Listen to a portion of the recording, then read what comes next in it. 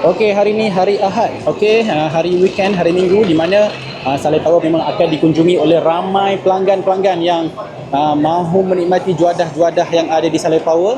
Jadi hari ini sebenarnya saya tertarik dengan satu keluarga ni. Mereka ni datang daripada Shah Alam.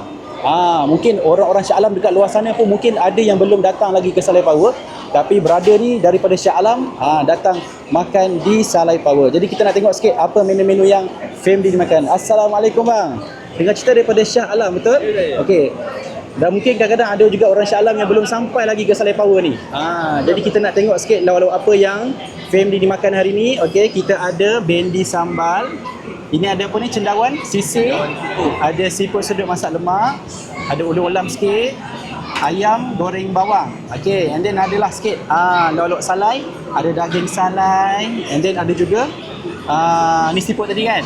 Alright, so hari ni kita nak tengok family dimakan. Lepas ni kita nak tengok macam mana feedback daripada family ni dengan makanan-makanan yang ada dekat Saleh Power ni. Okay, stay tune.